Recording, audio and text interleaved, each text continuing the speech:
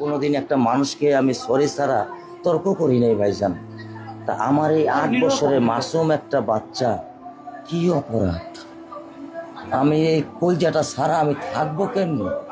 আমার এই বাচ্চাটা আমি ঘরে ঢোকার আগে ফ্রিজের মধ্যে আমার জন্য শরবত বানায় রাখে। আমার বড় মেয়ে না, আমার ছোট মেয়ে, 8 বছরের মেয়ে। বাবা শরবত ছবি এখানে লাগায় রাখছে, বাবা তুমি আমাকে নিয়ে যাবা। আমি বলছি, আল্লাহ বাবা তুমি আল্লাহর কাছে যাও, আমার তো নেওয়ার দিয়ে যাওয়ার ক্ষমতা নাই।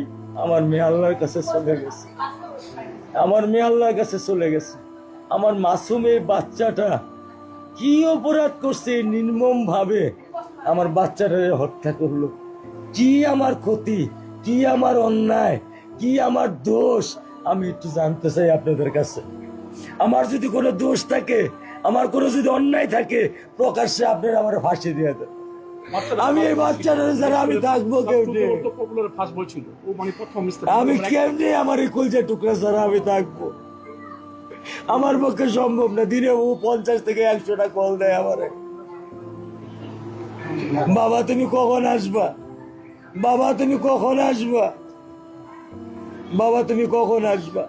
8টা বছর আমি আমার বুকের এই ঘরে ঘুম পাড়াইছি। আমি আজকে আমি কার সাথে ঘুম আসবো? আমি কি দিয়ে মনে সান্ত্বনা দিব? আমার অপরাধ কি?